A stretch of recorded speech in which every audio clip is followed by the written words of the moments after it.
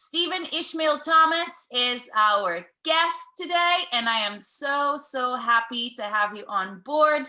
I met you because the world is a wonderful place and people come in and out of our lives. And I truly believe that it was not just by chance that we met.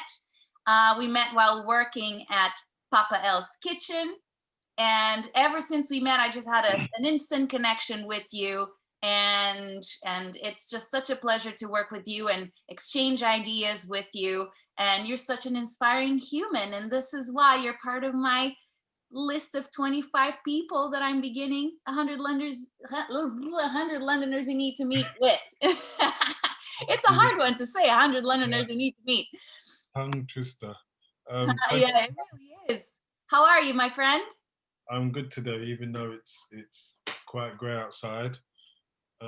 I've livened up the day with my bright hoodie.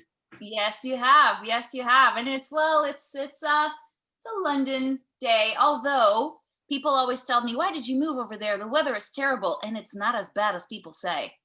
Now that I live here, it's not as bad as people say. It's not as bad as people say, but the winters are quite grey and dark.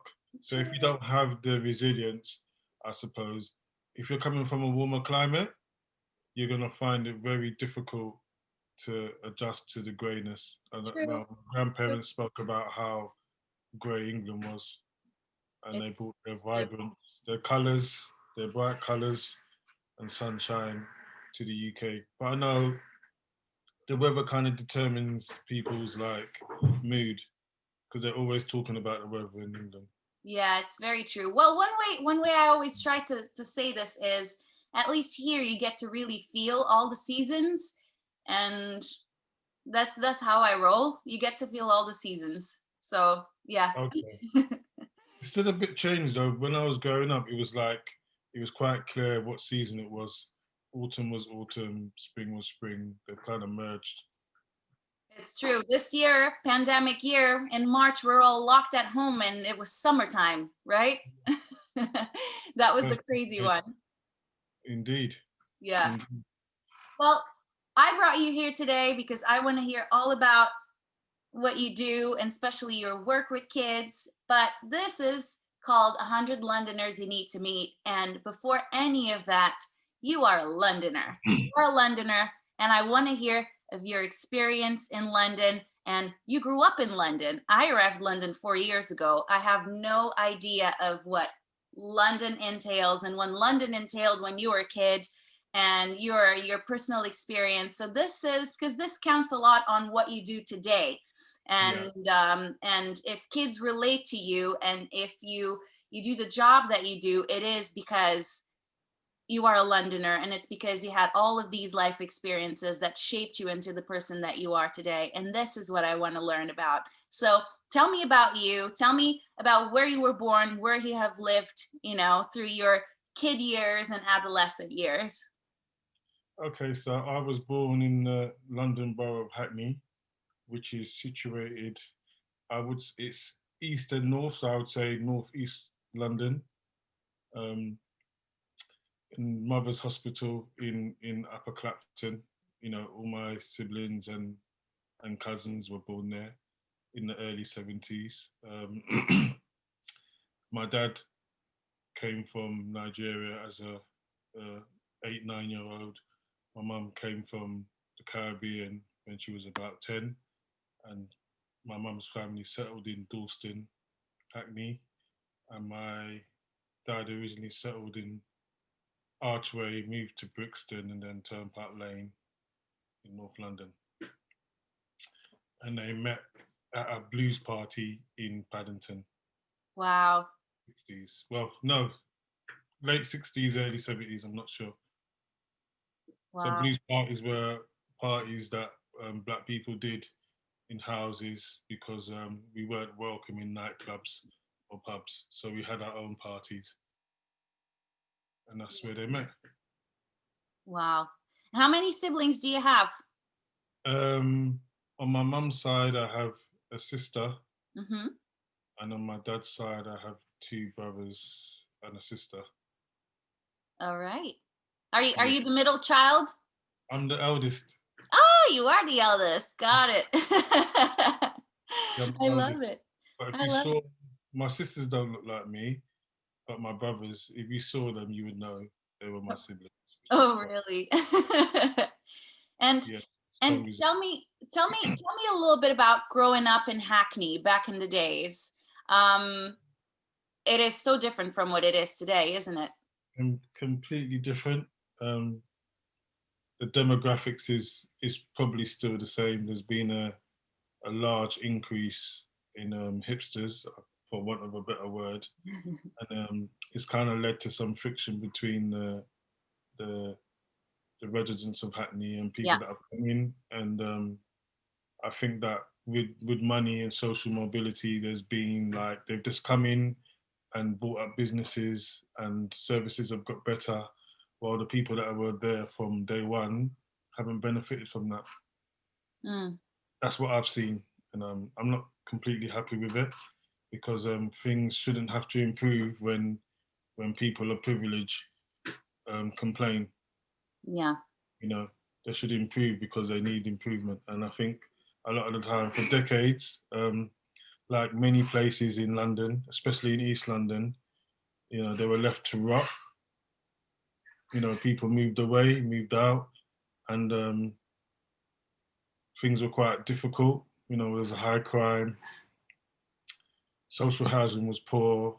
You couldn't really get out, and with the with the advent of hipsterism or whatever you want to call it, places like Hackney and Brixton and Peckham and Deptford, all the Zone 2 areas have now benefited from people coming from other places and improving the areas.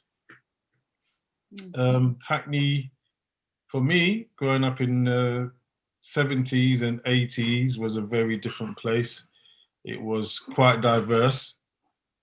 I think it was one of the most diverse places in the UK. So we had not as much now. We had lots of people coming from many places from the former Commonwealth. So you had a large Caribbean population, African, Asian, Pakistani, Bangladeshi, Cypriot, Greek and Turkish mainland, um, lots of different people. But over the years, you had lots of immigrants settling in Hackney, Somalis, Kurdish, just waves and waves of immigration. And before us, before the Windrush, you had a large Irish community, you had a large Jewish community south of the borough who then moved to Stamford Hill and beyond.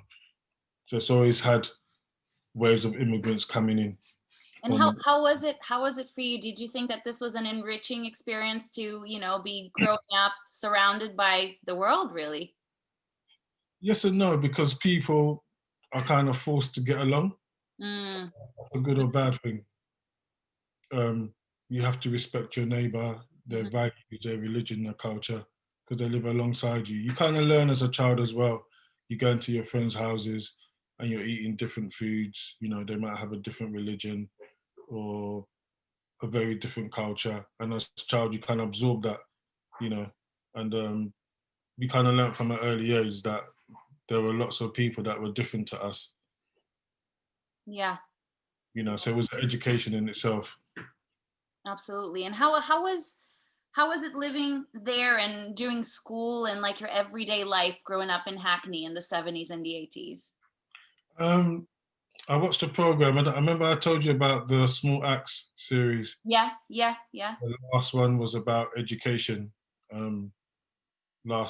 Sunday gone, and that one kind of hit home how difficult and how racist the education system was, and how it failed black kids, especially boys. And I related to the story because I wasn't put in a special school, but I was put in special classes. So you had classes where you would go and read.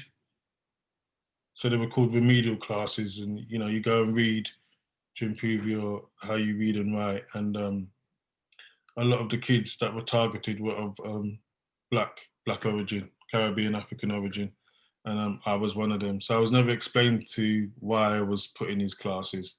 I was just put in them, and there was low expectations. There was cultural bias. We weren't expected to do well. They didn't understand our cultural behavior. Um, there was lots of like comments made about us, not just by other kids, but also by staff. Yeah. And it's quite normal to be labelled or be called certain names, and no one say anything. And you would kind of go home and it was accepted like it was quite normal. So looking back at that film, it brought up a lot of things for me in terms of how normalized we thought this behavior was, which is quite sad because we're still dealing with those kind of stigmas now with our kids, especially boys, in terms of how they're treated in the classroom. Yeah. I want to approach the work that you do with kids and how much similar or different things are from then and to now. I wanted Yeah, to ask you, did you always realize that there was this discrepancy, or do you have a pivoting moment where you realize people are treating me different? I always knew. You knew from a very early age, from your own experience. You didn't understand it, Mm, but you knew it. And when you had conversations with your parents, they tried to explain it. It's quite difficult to explain to a child that you're thought less of because of your skin color. It's a hard theory to grasp. But I think when you go through a lived experience, um, you learn from a very early age that you're starting a race, you know, way behind everybody else, and that can make or break you. It breaks a lot of our kids because they know they're not. It's not fair. The game isn't fair. Yeah, for whatever reasons, and they're always swimming uphill. yeah. Which is a real challenge in itself. how how do you keep swimming? How did you think that, you reached to be the human that you are today? Does it start at home? How does it happen? Um, Resilience. It's a difficult one. You have to see the examples at home. I think everything starts at home. So I was brought up by my mum, but my dad would come and see me while he was living in the UK. He left the UK when I was 7, and then he would visit a couple times a year when he went back to Nigeria. So being raised by a single black female, who had all the responsibility, made me realize that you can't rely on anybody but yourself. And she raised me and my sister to be strong individuals inside and outside the house. So I think if you're seeing that at home, you kind of tried to copy it. I also had a strong grandmother and aunties who were also quite resilient, and so I kind of learnt from them. I didn't have a lot of male role models um, in or outside the home besides my dad when he was around. So my examples were strong black females, um, in terms of how they lived their life, how they carried themselves. So I kind of learnt from that, and I took that into school. Wow. So I'd always try to stand up for myself. I'd always try and stand up against bullies. So I didn't like bullying. You know, if I saw someone being bullied, I would try and help the person, the victim. It wasn't always possible, but the culture back then was basically a black and white world. And if you were black, you were going to find it very difficult. The racism was blatant. It was in your face. There was no hiding it. It was written all over the walls in terms of the way people spoke. It was on TV. There was lots of TV programs that were blatantly racist, and it was quite normal.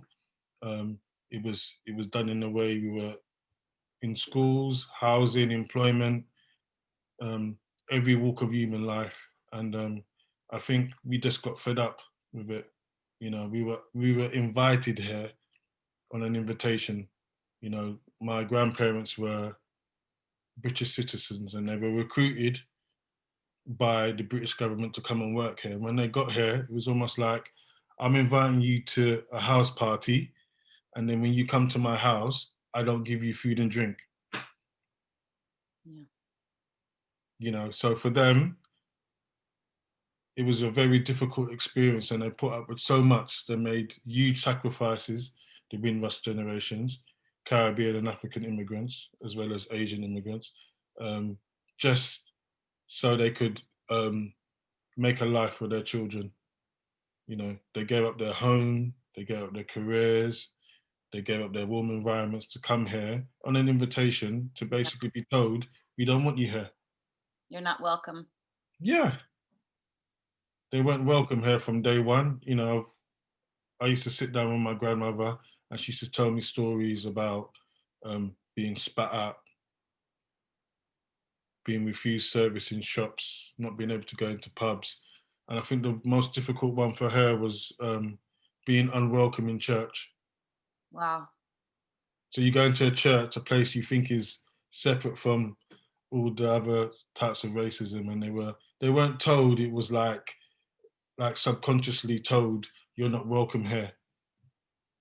And I don't think she set foot in a church after that again, the effect it had on her. So I think that Windrush generation, they should be commended for what they put up with. I don't know if I could put up with that nonsense, you know. And they worked hard. They didn't beg for anything. They paid to come here. They worked hard. They were able to buy their own houses. Because at the time, um, black people, when we went for housing, we were refused.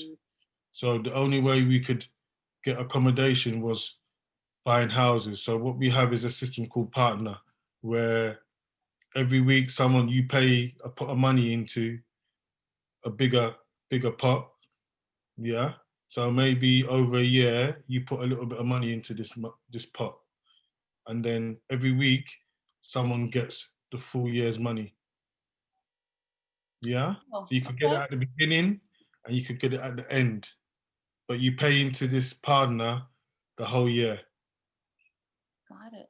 Kind of like a co-op. So people were able to buy houses using that partner money, if it makes sense. Because they weren't getting loans from banks. So you pay into a co-op, and then you collect your money depending on when it's your turn, and then you're able to use it for like buying big, houses, cars, whatever at the time. And houses were quite cheap those times, so you didn't have to have a fantastic job in order to hold down a mortgage. You could be a cleaner and have a mortgage, but you were usually refused a mortgage because you didn't have a deposit or a lump sum. Yeah. So people would do the partner and buy their houses, and that stimulated the growth in housing in the UK. No one talks about that, you know. So we brought a lot of things to the UK, and we're giving nothing back. Yeah. Huge sacrifices. But in Hackney, yeah, Hackney was a really diverse place, full of many cultures and people that kind of got along.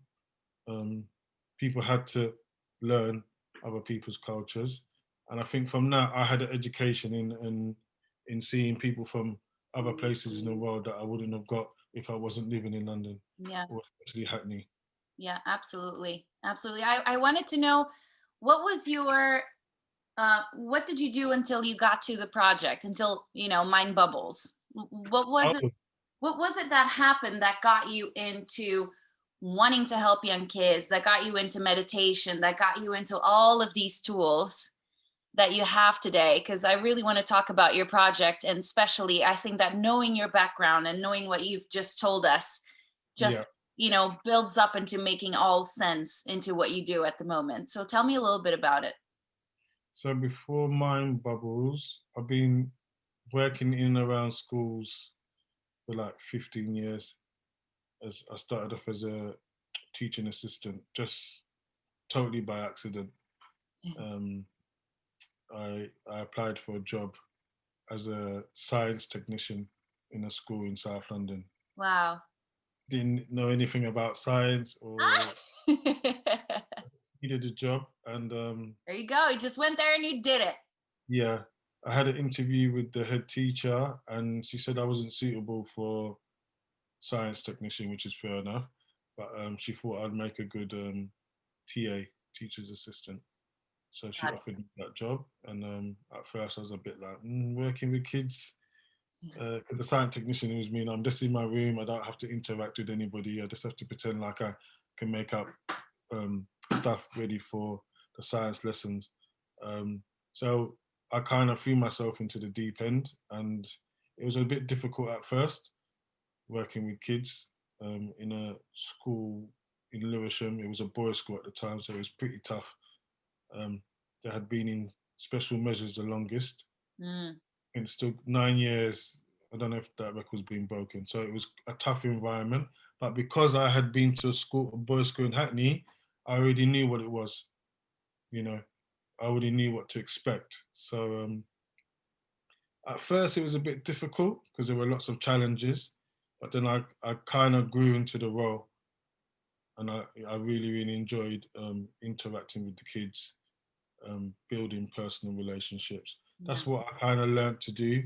Um, my work is driven by forming a positive relationship with young people or the young person and building from there. And I think that was my learning curve. And I've gone on to do other work in schools. And how I got to do mindfulness was that I've been doing yoga for like coming up to 11 years now. um, I just walked into a yoga class at a studio just by accident. I was looking in the window and the teacher invited me in, Mm. asked me to get a mat, and from there I've been hooked. Boom. Yeah, that's 11 years ago. So I'd like to thank Mila Lazar, who encouraged me to come into her class. Um, and I used to practice, first of all, like once a week on a Sunday, and I really, really enjoyed it. And from there, I started doing more, and I've always tried to practice a couple of times a week. And during lockdown, I've probably practiced every day, bar 4 or 5 days Wow. since April. So it's something that's become part of my daily life, Yeah. and I'm thankful that you know. And you've seen the benefits that it brings you. So what I love is, so I love how different skills and different things that you learn in different jobs that you do, or creative endeavors or self-care endeavors, all are transferable uh, Yeah, into just a full job that you can do. So in this case, um, you have your whole background that gave you, all the learning skills, all the, life lessons that you needed to do the job that you do at the moment. You were working in school as a teacher's assistant, and you started realizing that by communicating to these kids, you could create a relationship with them, and they could bond with you because they could relate to you. You were not just the teacher's assistant who wanted to go there and make money. You actually cared for these kids' lives, and you actually cared for the things that they were living, that was going on in their, personal lives. And then at the same time, you were learning all of the benefits of yoga and mindfulness and all of that. So did Mind Bubbles, your project that you currently hold, grow from all of these skills combining together into this one wonderful thing? yeah. I think it's a journey, but it was organic. It wasn't like I had in mind that I wanted to teach mindfulness to kids. It just happened that way. I was sent on a mindfulness course by. I also work on a project called Upward Bound. It's a Saturday school at the London Metropolitan Uni where we work with kids on maths, English, and science, and I'm a group leader there. They gave me the opportunity because they knew I did yoga and I used mindfulness in the classroom. They sent me on a formal course to kind of bring it all together Yeah. so I could come back and teach staff as well as do it with the kids. So they gave me an opportunity about 6 years ago to go on a 8 week foundation course. And then from there, I did the secondary course teaching mindfulness to young people. And they gave me the platform to have lessons around mindfulness and how the kids can use it when they're suffering from anxiety. So the kids that were doing exams, they would come and do breathing exercises with me and then use it in the week. And you could see the benefits um, just them being able to regulate themselves, and they would come and speak about it. So uh, I thought, well, imagine if we were able to do this with all schools.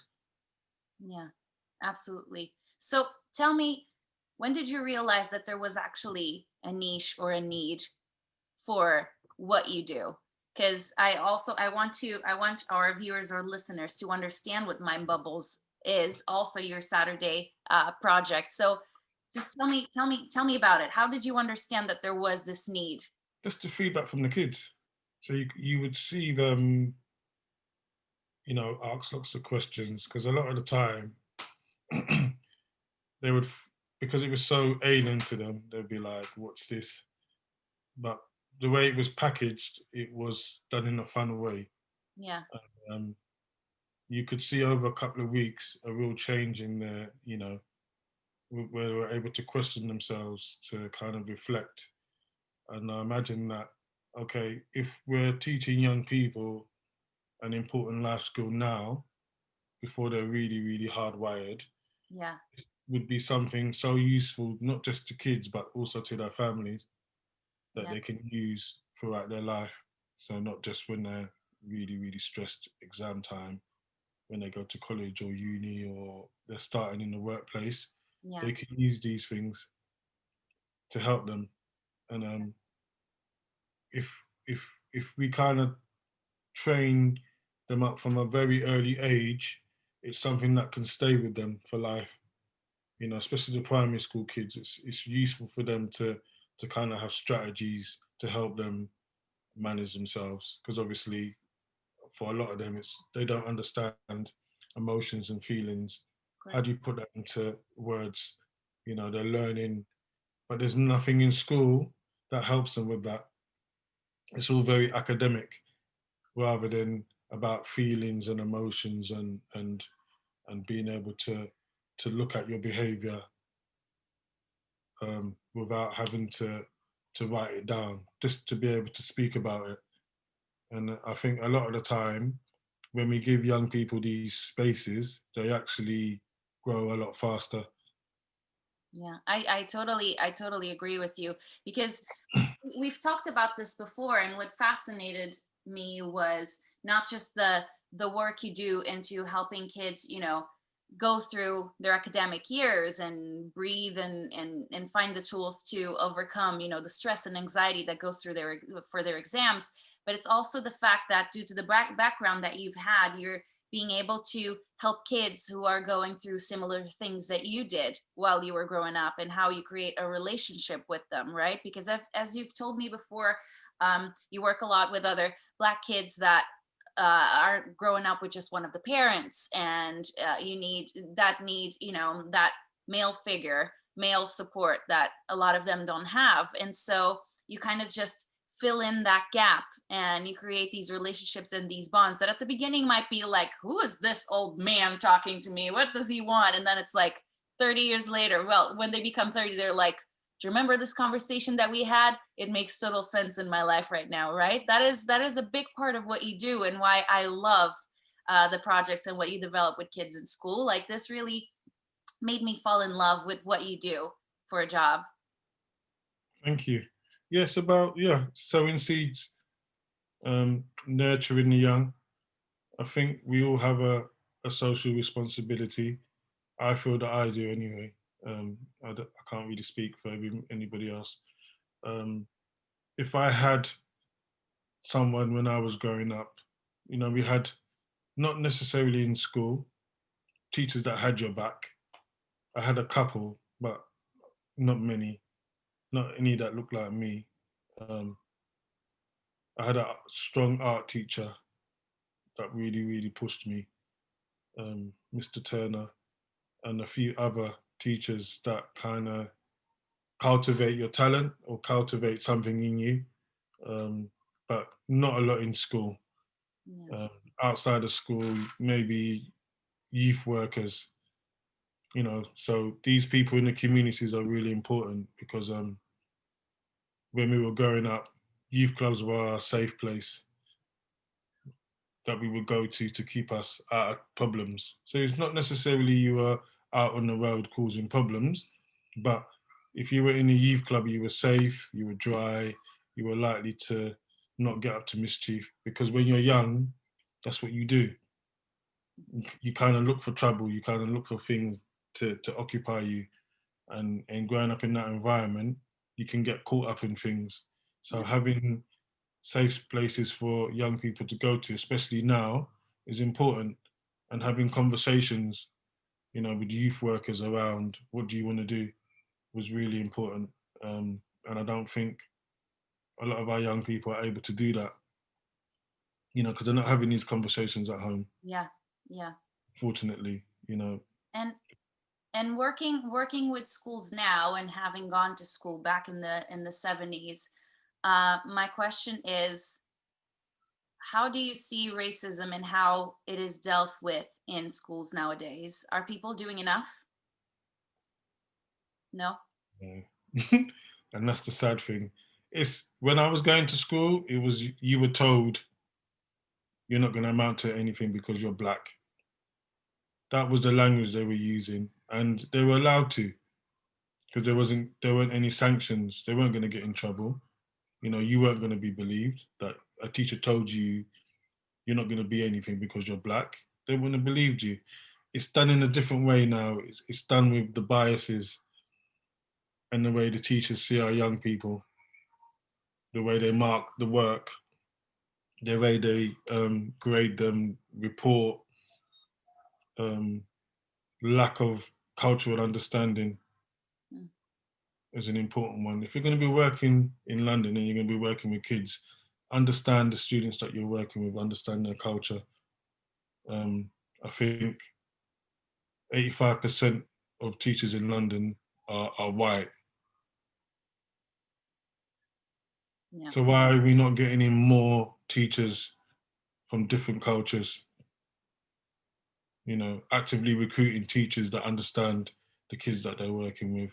You know, these teachers are not necessarily coming from, they might be good teachers, but are they coming from a London environment? Where are they coming from?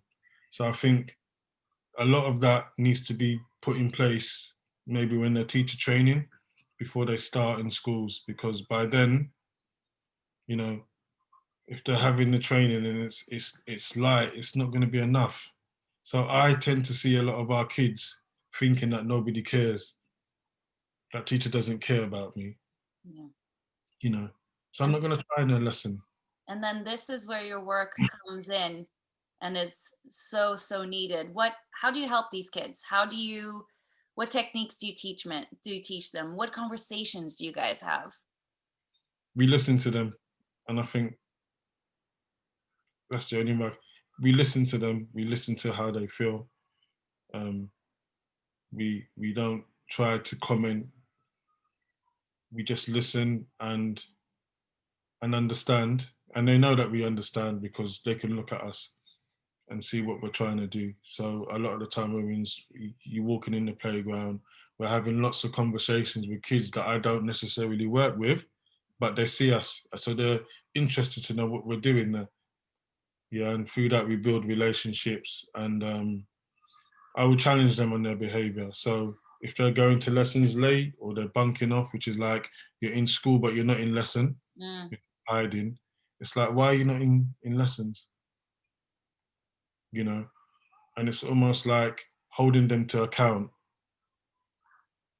And for them, it's like somebody caring, yeah.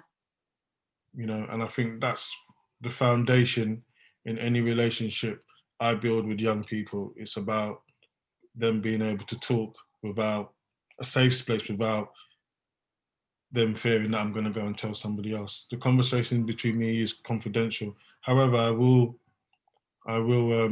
challenge you if I feel you're doing something wrong. And as an elder, yeah, it is my duty to try and put you in the right direction. So it's the communication you have with them. You're not telling them what to do. You're suggesting. So it's your use of language. Yeah, you can do this, but this might be the outcome. If you choose the other way, this might happen. What do you think you should do? So the responsibility is always on them, in terms of their choices, but then you have to live with those choices. Yeah. And I think the picture that you paint in terms of how difficult it is for young people, even more so for young people of color, Yeah. you need to have the right tools in your box in I order wanted to. to ask you, who are these kids that you work with? What are they going through mostly in their lives at the moment? Um, it's well, the anxiety of being in school, not being in school, Mm, exams being cancelled, mm, the structure and routine. So these kids need those things in school in order for them to progress. Yeah, because a lot of them are coming from homes where they don't have the structure. Yeah, so just going to bed on time and getting enough sleep is really important. yeah. And when I talk to them, I may sound like a granddad, but these are skills you need. Because if you're late for work, you will lose your job. So you need to be doing it now, because they're late for school. They might get a detention if they go to it, but nothing else is happening. They can go to bed when they want. They can kind of get up when they want. Yeah. Yeah, so little things like making sure you're organized properly. Do you have all your equipment? Yeah. Your job is like such a personal thing, and it's all about face-to-face communication, and the link that you create with them. It's something that happens, when you get out of the house. With this pandemic, what happened? Uh, for them, a home life's been difficult. Um, a lot of them come from, well, some of them say a lot of them have large families, Hmm. so and not a lot of space. They're living in social housing, so you can imagine that you've got 5, 6 siblings in a 3-bedroom house or flat. How are you supposed to do your online learning when your mum's got maybe a couple of younger siblings that you need to help out with? Yeah. Where do you find a quiet space in your home to be able to listen to the teacher online when toddlers are screaming? Yeah. Yeah, so that raises the anxiety. Having people in their family who weren't well or even passed. I know a couple of young people that lost family members, mums and dads. How do they deal with the grief? Not having that support from school, from their teachers, especially in primary school because they have the same teacher all the time. You can imagine not being able to see that teacher face to Yeah. face. Yeah, who's giving them structure. Find it very difficult. They can't go outside and play. Um, they're online all day. They can't really go outside. No one's talking to them about how they feel. No one is understanding how they feel, and it's just a build up of that. Yeah. And I think when we had our sessions, it was a place where they could just release. Of course. Yeah. So when that stopped, I had calls from teachers saying, they're really really stressed. They're anxious. This person has lost the dad. What can we do? And it was like, okay, we need to find a way. I can't communicate with them directly because of safeguarding. Um, I'll send you a couple of videos so they can see me talking to them. So a familiar voice, a familiar face. And I was like, okay, I'm also going to do a YouTube that they can check in on, and we can, all the exercises we've done in class, they can see in there. They That's can even follow along.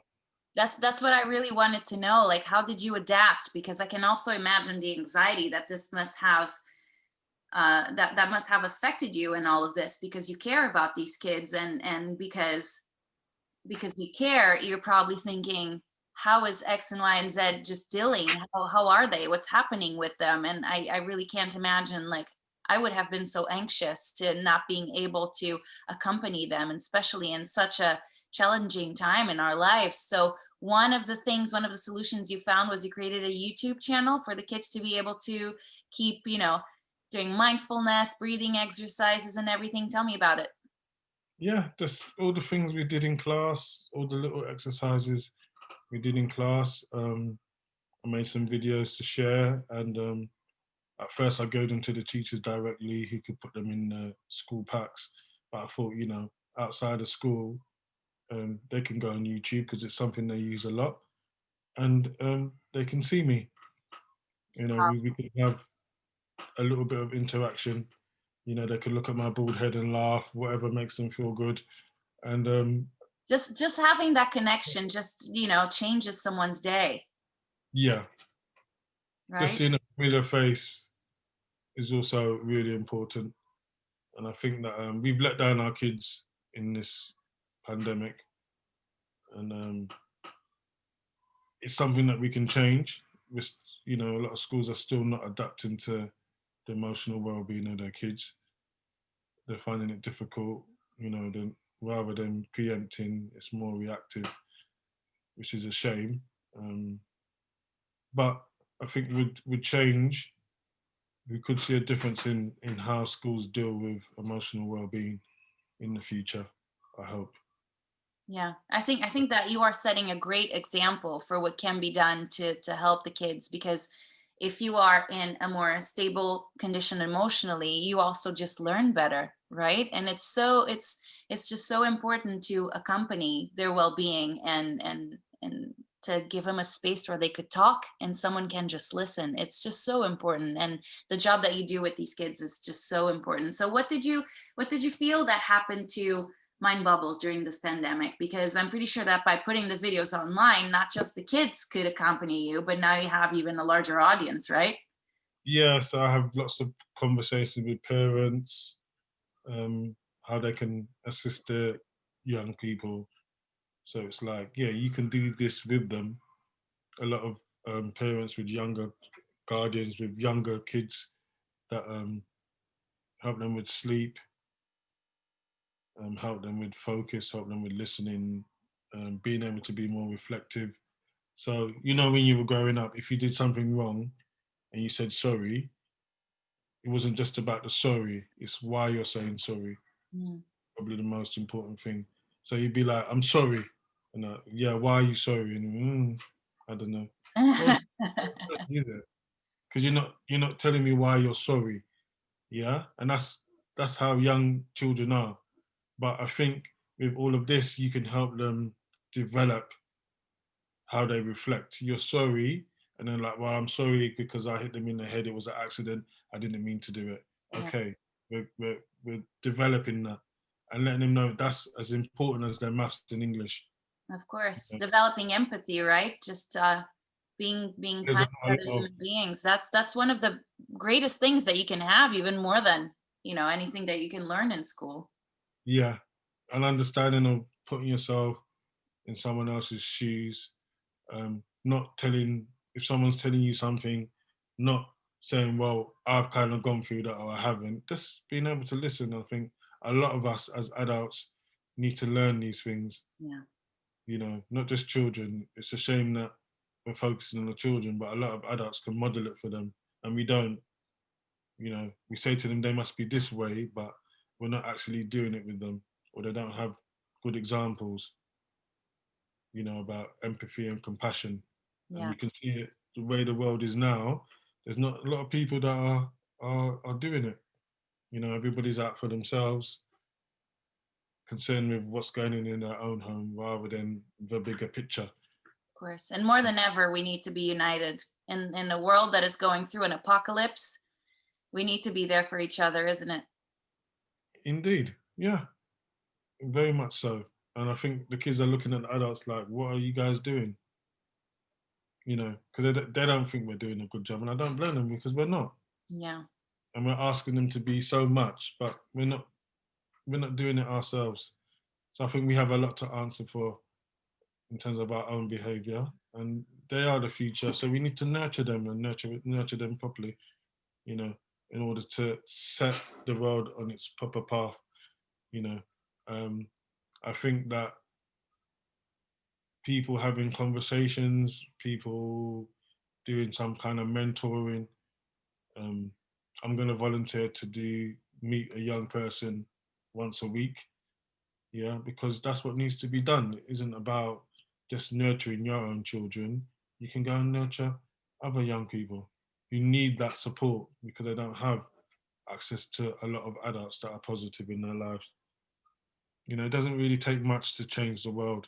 Yeah, I totally agree with you. And the videos that you have available on YouTube are available not just for the kids, but for anyone who's willing to work on themselves and who uh, needs some help in coping with life at the moment, right? Definitely, it's for everyone. Mindfulness is for everyone. It's universal.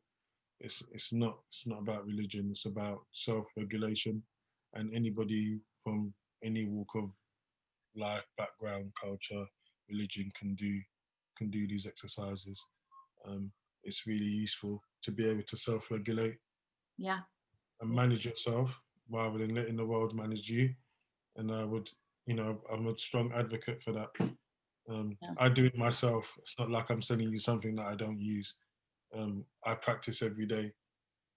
I practice when I get up in the morning. So it's something that's been ingrained in me. Yeah. And with the world as it is at the moment, London just went into tier 3. I know this podcast is only airing in January, but London is now, we're in December 18th. We have just gone into tier 3. Kids have been sent home from school again, and we don't really know what's going to happen in the future. So, in Mind Bubbles and the projects that you are in, what's the mission at the moment? Have you thought of it?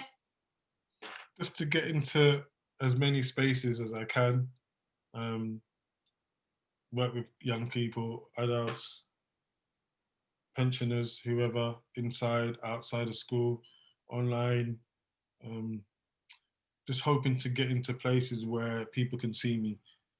You know, that's the real mission. So yeah, this last 8 months has been a real transition.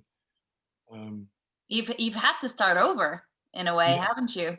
yeah, more or less. And I think it's given. I'm selling merch now. I've just ordered a whole load of t-shirts and hoodies, so I'm having to change the way I work. And I'm actually told my wife, actually, I'm actually the challenge. It was challenging, but it's taught me a lot about myself.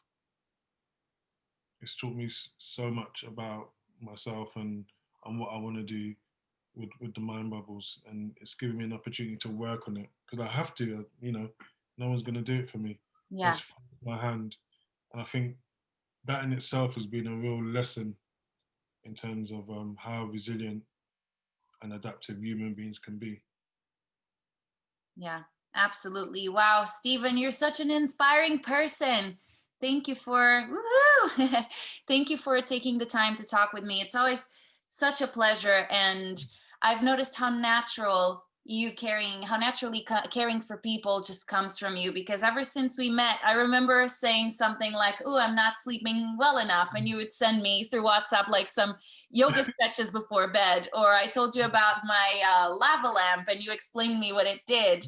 I was going through a little bit of anxiety, and I did one of your online workshops where you taught me some breathing and relaxing techniques that were just so good. For a second I just forgot about everything else, and I was just counting to myself, and it was lovely. So I can't wait to see what you do from now on, because you have the good heart, and that's all that you need to keep going. You have the good heart and you have the mindset, and I just hope that with this people can get to know you a little bit better and learn to love you just like I do.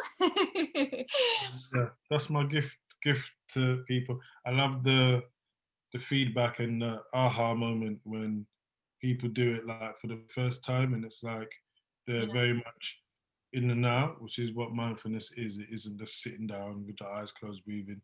It's many things, and I love especially the reactions I get from kids and how it makes them feel. I love that's what drives me. Them being able to express yeah. themselves emotionally. Yeah, And love. kids dealing with mindfulness now, that I had never heard about mindfulness growing up. This is something that they can really take so much from, because it's so important. I wish I had grown with mindfulness. So do I. Yeah, Yeah. and I had things going on when I was young, emotional stuff. I was quite angry, especially in primary school. Mhm. Was Yeah, if you spoke to my teachers back then, they would have said that I was quite, I was like 1 or 10, nothing in between.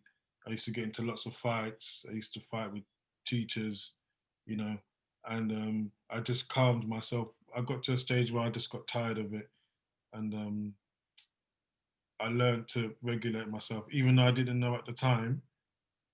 I decided that I wanted to control things, so I decided to make a change. And I think that when it comes from within, anything's possible. So I was one of those kids that was difficult. I was one of those kids that used to tell staff to come out my face. So when these kids, I'm talking to them, I was like, that was me. And they're like, what? Yeah, that was me. But I decided to change. You know, you should change yourself. Don't let people change you.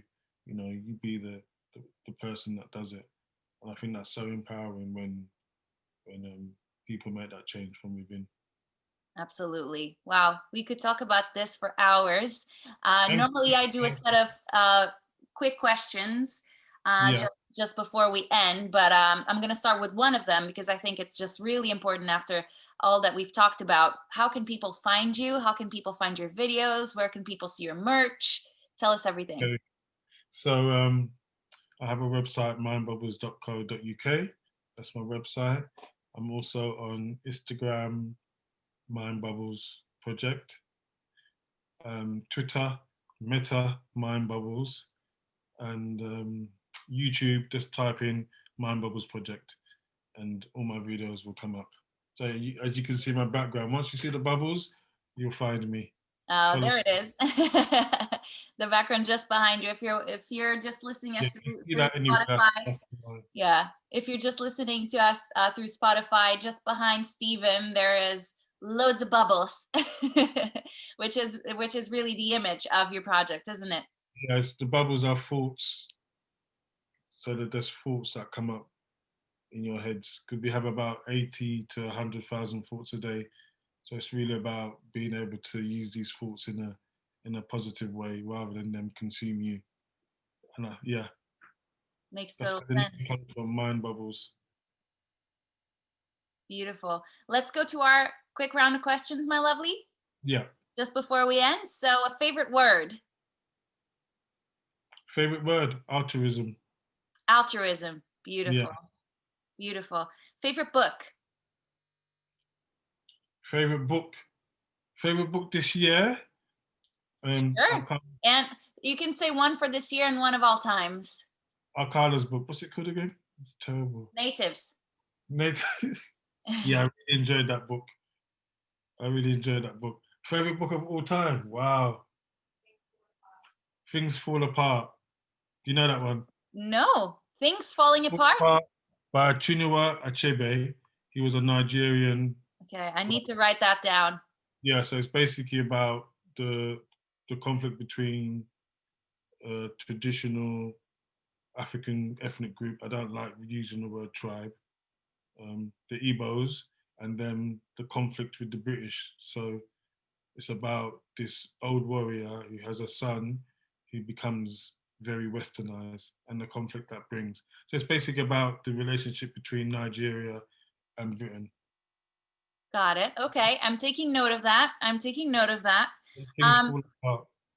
got it. The last series that you binged or are binging now, we kind of just spoke about it as well, Tin didn't we? Star. Tin Star Tin Star. with Tim Roth. Got it. Really Beautiful. good. I've just started the third series. Okay, what is it about? It's weird. It's basically about a undercover cop who moves his family to Canada, and they get into all kinds of madness. It's crazy. And now the third series is that they come back to Liverpool to try and kill the people that tried to kill them in Canada. In Got a it. nutshell, I can't explain Okay, it. and you're addicted to watching that one right Yeah, now. so the third series. But my favorite TV series ever was The Wire. Yeah, yeah, we've spoken about it. Yeah, really On good, really good. yeah, A cause you care for? a cause I care for. Poverty, eliminating poverty. If you got rid of that, the world would be so different. Yeah, I agree with you. 3 pillars in your life. It can be people, or it can be personality traits. It can be anything. Pillars: honesty,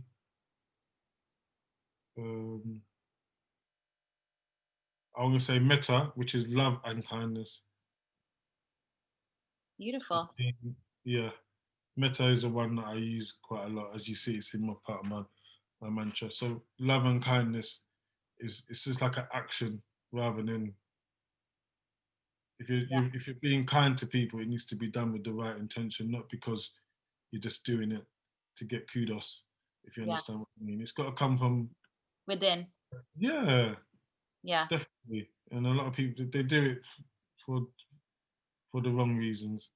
I feel anyway. yeah. I agree.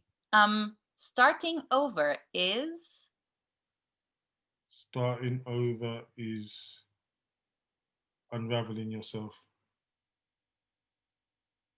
lovely. Unraveling yourself. And to end with, who's another Londoner you think I should meet and interview for this podcast, and why? Um, And please make sure you know that person, because you got to give me the contacts. yeah, I know him very well. He's a long time friend.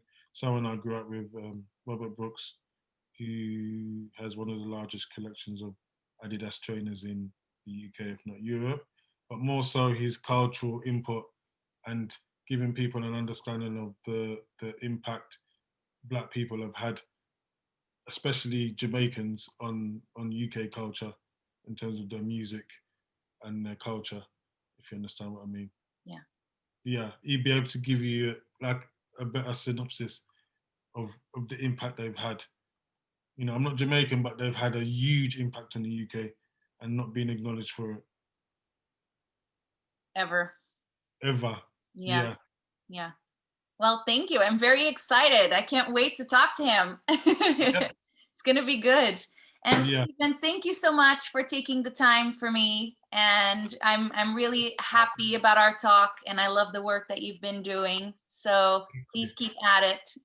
Yes, I'd like to thank you for giving me the platform to talk about my work, also myself, which I'm still learning to kind of be comfortable with, atophobia. But yeah, it's something that I have to do and develop. I can't be telling young people they should do it and then I'm not doing it myself. So when people ask me now, I always say yes because it's important for me to practice this. So thank you for giving me the opportunity to for people to hear my story. Of course. And it's been such a pleasure, my friend. Thank you so much. No And I problem. hope to see you again very, very soon Yes. in person. Yeah. See you on the other side. See you on the other side, friend. Okay. Have a good day. You too. Bye.